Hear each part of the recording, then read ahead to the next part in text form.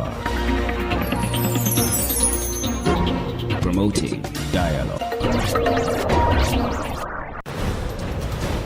It's midday in Dakar, 1 o'clock in Lagos. Good afternoon and many thanks for staying tuned to West Africa Democracy Radio, broadcasting on 94.9 FM and around the world on wadr.org. Welcome to Newslink. Here are the top stories. Senegalese government announces the repatriation of its citizens stranded in Lebanon. Mixed reactions trail the fourth-year anniversary of end-size protest in Nigeria. Look at me. From a black man. I am beaten and my phones are seizing. My glasses. I will have been robbed. Their phones have been taken by the police. And as such, any of such gathering is illegal, and by extension, no police will not allow it to happen to that. In Guinea, the disappearance of former public official Sadou Nimaga sparks concern among the population. And Burkina Faso Media Observatory raises alarm over increasing threats against journalism in the country. Il y a de plus en plus de difficultés à trouver des invités pour certains plateaux de télévision. It has become increasingly difficult to find guests for certain television shows and live programs. Is this reluctance from citizens to express their opinions not as a result of the conscription of certain individuals following their public assessment of the national situation? This situation contributes to the impoverishment of media content, stifles professional initiative. Please stay tuned for details of these stories and more. Here is Augustine Colley with Newslink. Many thanks for joining us and welcome to our listeners in the Gambia, Ghana, Liberia, and Sierra Leone. This edition begins in Guinea, where the disappearance of Sadou Nimaga, a former government official, is causing a stir among the population. He served as the former Secretary General of the Ministry of Mines under former President Alpha Condé. According to reports, Sadou Nimaga was kidnapped last Thursday in a hotel in the capital Conakry, and since then his family has not received any updates about his whereabouts. Mo Edit has the details in this report. Sadio Nimanga is the fourth personality to be kidnapped in Guinea in less than a year. Before him were activists Fonike Mange and Mamadou Biloba, and a little earlier, Colonel Celestine Bilovogi. While the body of the deceased soldier was presented to his family last September, the two activists critical of the ruling military are still missing. Sadio Nimanga, a former senior mining official, was kidnapped last Thursday in a Conakry hotel on his way to a meeting. According to his lawyer, 4 people forced him into his own vehicle with his driver as he was about to leave the hotel. His driver was eventually released. However, the lawyer of the former Secretary General of the Ministry of Mines did not specify the identity of their kidnapper. According to Sadio Nimaga's lawyer, an investigation has been opened by the courts and the police have already questioned a witness. In response to the wave of disappearances in Guinea in recent months, the United Nations, the World Organization Against Torture, and several other human rights organizations have called on the Guinean authorities to guarantee human rights in the country. Conakry has always denied responsibility in all cases of kidnapping of public figures in the country. Mo Edit with that report. Here in Senegal, Prime Minister Ousmane Sonko has announced the repatriation of several Senegalese nationals who were stranded in Lebanon. This move follows similar actions by other African nations prompted by the worsening security situation in that country. According to Minister Sonko, 310 Senegalese citizens departed from Beirut for Dakar on Saturday, October 19, 2024.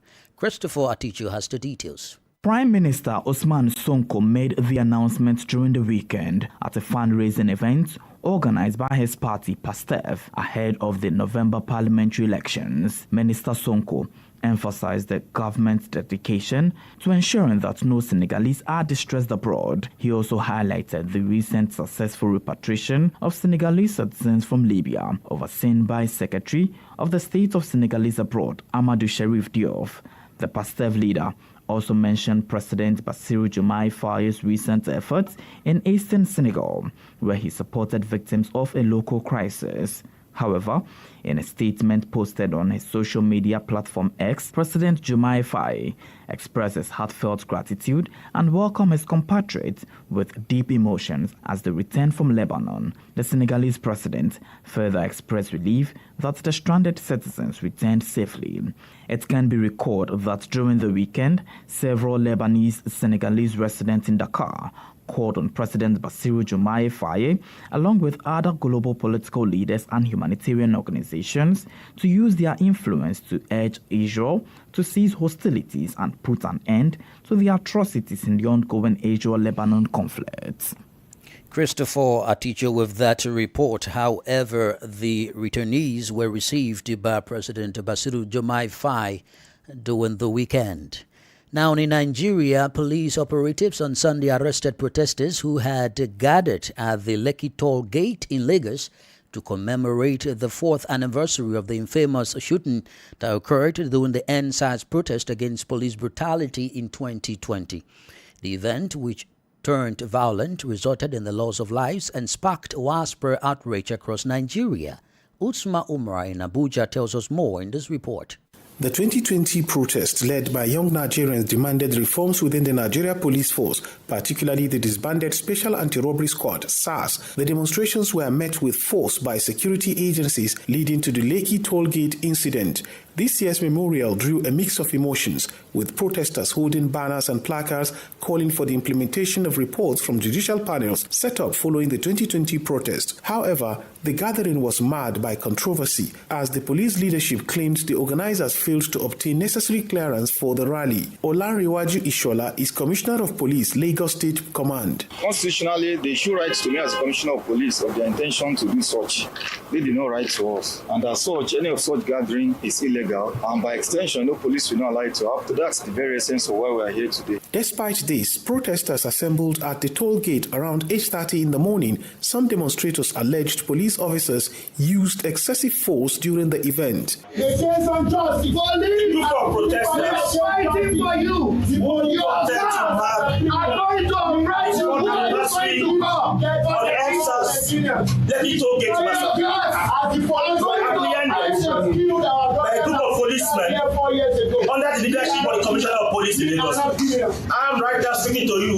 Look at me. From a black man. I am beaten and my phones are seizing. My glasses. I will be robbed. Their phones have been taken by the police. Amnesty International condemned the arrest, criticizing the police response to the memorial. The Lagos State Police Command later confirmed the release of all demonstrators arrested during the protest. The Lekki Toll Gate has become a symbolic site for protests, representing the struggle for justice and accountability in Nigeria. Sunday's event highlighted the ongoing tensions between law enforcement and citizens demanding change.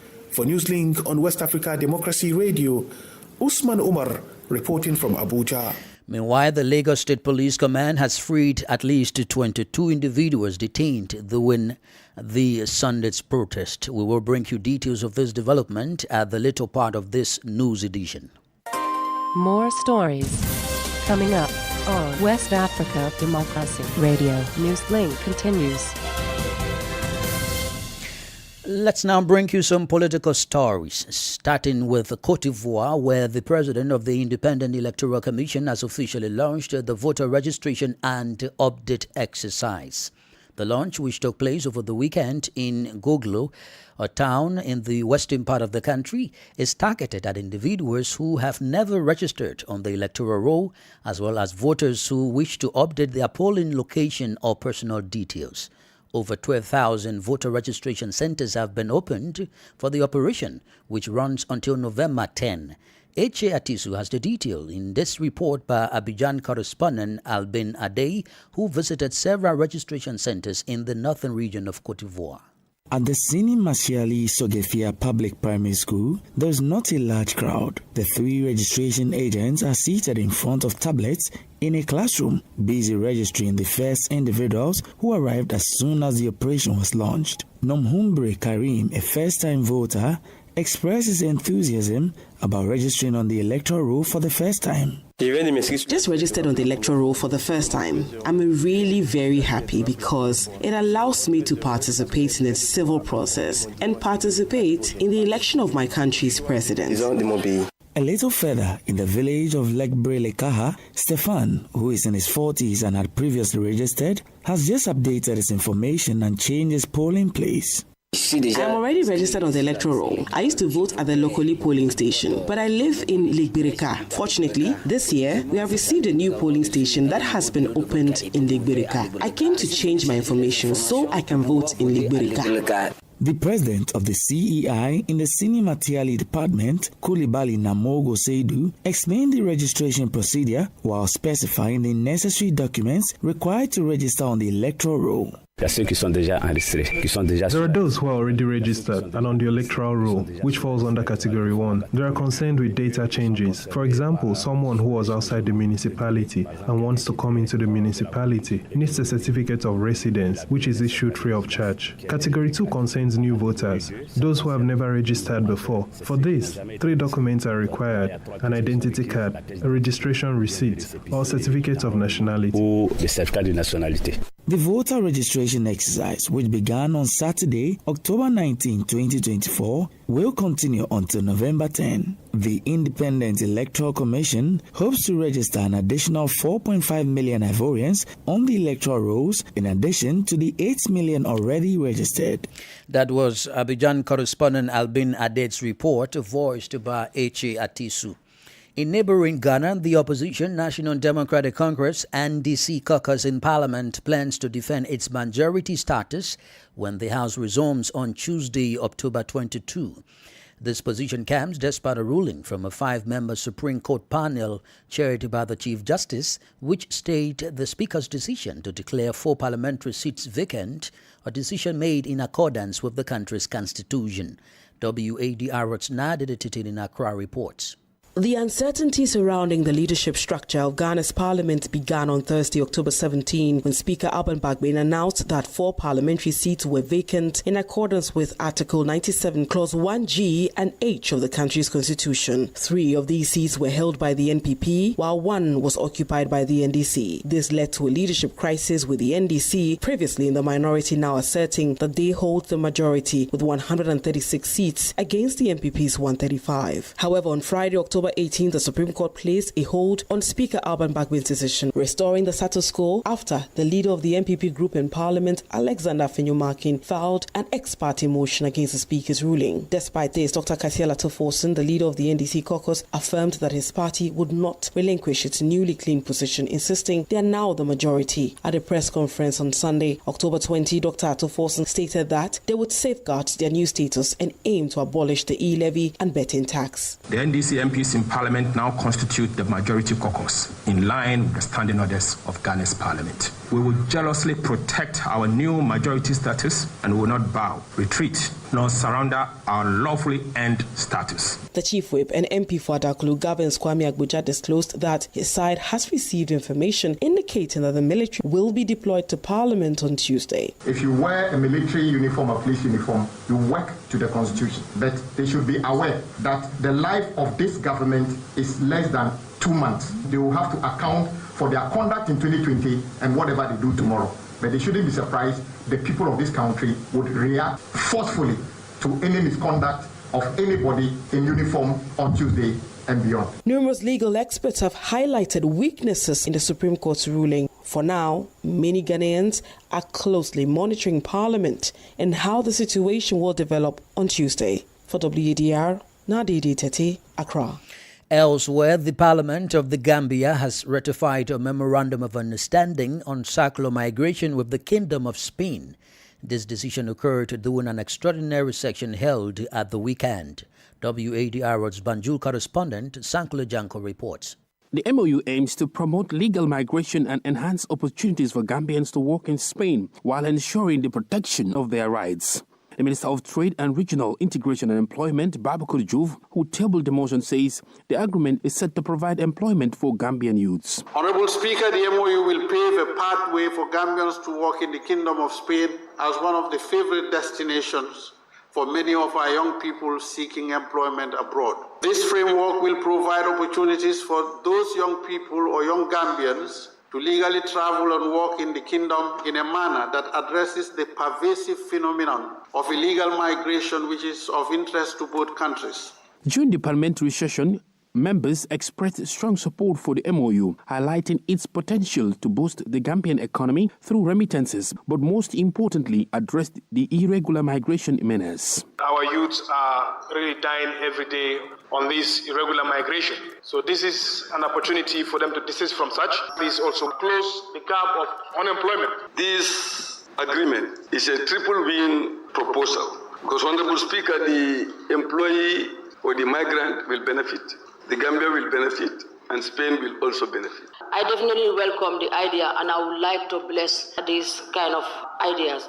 The circular migration will allow Gambians to work in Spain for a specific period, with the option to return to the Gambia after their employment term or extend their stay under specific conditions. Hundreds of Gambians died in the Mediterranean Sea while attempting to enter Europe through irregular means. This ratification is seen as a pivotal step in managing migration effectively, providing Gambians with safer legal pathways to employment. The Ministry of Trade and Regional Integration and Employment and the Ministry of Foreign Affairs will oversee the implementation, including recruitment. For Newslink on West Africa Democracy Radio, I'm Sankule Janka reporting from Banjul. You are listening to Newslink on West Africa Democracy Radio, broadcasting from Dakar, Senegal. Here is a reminder of the top stories. Senegalese government announces the repatriation of its citizens stranded in Lebanon. Mixed reactions trail the fourth-year anniversary of end-size protest in Nigeria. In Guinea, the disappearance of former public official Seydou Nimaga sparks concern among the population. Still ahead, Burkinabe Media Observatory raises alarm over increasing threats against journalism in the country. We also have the press review, guest interview, and the sports news. Please stay with us. You are listening to West Africa Democracy Radio, broadcasting from Dakar, Senegal. Many thanks for being with us. In Liberia, human rights lawyer Councillor Tiawan Gonglo has urged the Ministry of Justice and the Anti-Corruption Commission to promptly investigate and prosecute those involved in the alleged bribery scandal within the 55th legislature, which aims to remove Speaker Fonati Kofa. Let's get the details from Grace Joshua in Monrovia. On Thursday, October 17, 2024, chaos erupted in the House of Representatives as opposing groups clashed in a joint chamber. Several lawmakers have signed a resolution to oust Speaker Kofa, accusing him of serving as legal counsel for major concessionaires which they claim violated the Constitution of Liberia. Representative Yang Flomo of District No. 2, Nima County, presented a petition at the Capitol building after pro-Kofa lawmakers led by Representative Marvin Cole shut down the chambers. The attempt to remove the speaker took a dramatic turn when Representative Luther Collins of Bapolu County confessed that he and other lawmakers has been bribed with USD 25,000 each to support the resolution, with USD 15,000 paid upfront. According to Councillor Gonglo, the whistleblower act of bravery exemplified integrity and accountability in public service, demonstrating a steadfast commitment to protecting the interests of the Liberian people. Councillor Gonglo, a former presidential aspirant in a recent election, urged the Ministry of Justice and the Liberian Anti-Corruption Commission to promptly initiate a thorough investigation into these matters and prosecute those found culpable, both the recipient and the giver, to the fullest extent of the law. Under Liberia Law, Chapter 9 of the Code of Conduct for Public Officials and Government Employee, Chapter 12 of the Penal Law classified bribery as a second-degree felony punishable by 5 years in prison. Speaker Kofa has yet to respond to these allegations. For West Africa Democracy Radio, I'm Grace Joshua in Monrovia. And now to the Sahel region, the media landscape in Burkina Faso is currently facing significant challenges. Private television channels and publications are under threat of closure, while journalists and their guests have been forcibly recruited into the Volunteers for the Defense of the Homeland. These alarming developments were highlighted in a report by the Burkinabe Media Observatory, which was released last Saturday in Ouagadougou. Francis Boniface has the details of our Burkina Faso correspondent Martin Kabat's report. The Burkinabe Media Observatory has expressed deep concern about the increasingly difficult conditions for practicing journalism in Burkina Faso's current climate. Dr. André Pouya, the organization's rapporteur, outlined the key issues facing the media. The context of war has also affected the profession of journalists. Guests have been taken to the front lines and programs have been suspended. The television channels and bi-weekly publications have been impacted by this. As one of the leading watchdogs in the country, the OBM brings together key stakeholders in the field and acts as a bridge between the government and the journalism practitioners. In light of the significant challenges confronting the profession, the organization has voiced serious concerns. Il y a de plus en plus de difficultés à trouver des invités pour certains plateaux de télévision. It has become increasingly difficult to find guests for certain television shows and live programs. Is this reluctance from citizens to express their opinions not as a result of the conscription of certain individuals following their public assessment of the national situation? This situation contributes to the impoverishment of media content, stifles professional initiative, and limits access to information sources and professionals. In its report, the Burkinabe Media Observatory has called for regular structured dialogue between the government and the media professionals. This, according to the OBM, is essential to improving the working conditions of journalists and safeguarding the freedom of the press in Burkina Faso. That was WADR Ouagadougou correspondent Martin Kabat's report, voiced by Francis Boniface. This is the newspaper review. Stay abreast and find out what the top stories are in your country. This is the newspaper review. The newspaper review. Let's return to Abuja, Nigeria's capital and region, Usman Umar, for the press review. We begin with New Telegraph newspaper. Local government financial autonomy, anti-corruption agencies to deploy tracking system. This is according to sources. Army headquarters debunks reports of Lagbaja's death. And then, of course, DSS replaces Fasasi with Lawal as Tinubu's chief security officer. There have been rumors, particularly Sahara Reporters, an online newspaper, had reported the death of Nigeria's chief of army staff because the man has not been seen in public functions. But of course, the Nigerian Army headquarters yesterday debunked the story of his death, saying that the man is on medical leave. Another story, Enugu government, police insist no stay at home, assure citizens of safety. We move quickly to the Guardian newspaper. Federal government's budget in logjam as multiple appropriations seek attention. 4 years after, Amnesty International sounds alarm over continued police abuses. Yesterday, 20th of October, 2024, marks the 20th anniversary of the famous Lekki Toll Gate incident where young Nigerians gathered to protest police brutality, particularly against the Special Anti-Robbery Squad, SARS. 4 years after, the Amnesty International is reporting that there is yet to be any noticeable change, especially in the relationship between Nigeria police and the citizenry. And very quickly, we take our last paper for today, Nigerian Tribune. 16 months of decline. Critical market indicators defy federal government World Bank's reform optimism. And a rider there, credibility of reform in question. This is coming from Adebajo, who is an economic expert. And exporters, multinational companies, repatriating their funds out of Nigeria. And this is where we have to draw the curtains on today's edition of Press Review. And it's back to you in the studios. Usman Umar there with the Press Review. Politics, analyses on major news, social matters, and all. This is A Guest. Our guest this afternoon is Councillor Opatola Victor, a Nigerian barrister who weighs in on the legal implication of the end-SARS protest, particularly the need to ensure justice for the victims. There has been no positive note from the government so far in regards to the demands of the citizen. And recently, as we've seen, there has been serious clampdown on freedom of association, on freedom to protest by citizens. There have been various efforts by citizens recently, this year particularly, to express their freedom to protest. and there have been various sort of clampdowns, various sort of efforts from the government to repress these rights of the citizens, bringing up trump-up charges, citizens protesting, exercise their freedom of protest. The government will, cook up various court charges, treason here and there.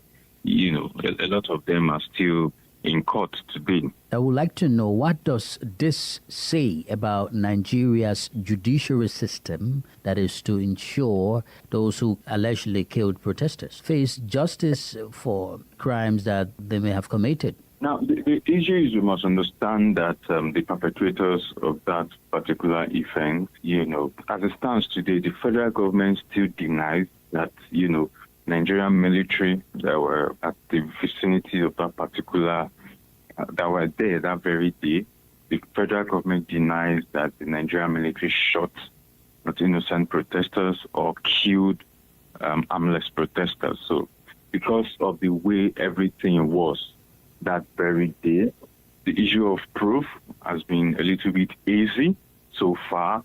And talking about the judiciary so far have various things that is hampering it. The Nigerian court system, it has its own issues, as the case may be. So as it stands right now, there have been, I'm not sure there's been any case instituted in court, to bring justice for people who were casualty that very day. Because the issue of proof is another thing entirely, and proving all these things in court, as the case may be. But so far, as it stands today, the federal government still denies that anything of such happened, even though there have been names of individuals who were shot, whose legs were amputated due to the event of that particular night, or who lost their lives due to the event of that night. But Councillor Opatola Victor is a Nigerian lawyer. And here is Sankule Janko with sports.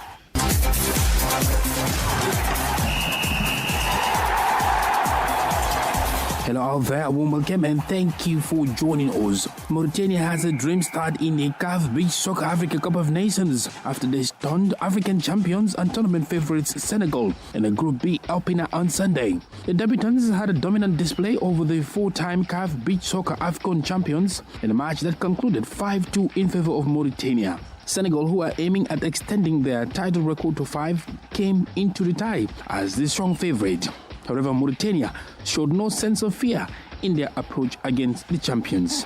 The Senegalese are hoping to bounce back as they aim to defend their crown. The result sees Mauritania temporarily submit the top of Group B before Mozambique take on Malawi. CAF Beach Soccer AFCON Egypt 2024 action continues on Monday with the return of Group A fixtures. Morocco will be up against Ghana in the first match before the host Egypt hope to continue on their good start when they take on Tanzania. And Nigeria's Super Flamingos have secured qualification to the quarterfinals of the FIFA Under-17 Women's World Cup Dominican Republic 2024 after a 4-0 win against Ecuador on Sunday. This followed therefore an impressive victory against New Zealand in their opener. With this resounding victory, the Super Flamingos qualified for the quarterfinals with a group match to spare. And that's it for sports. It's back to you.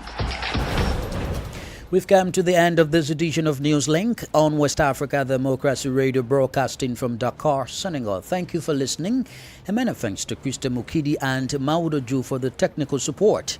Do interact with us via our social media platforms, X, formerly Twitter, Instagram at WADR News, and on Facebook, WADR English Service.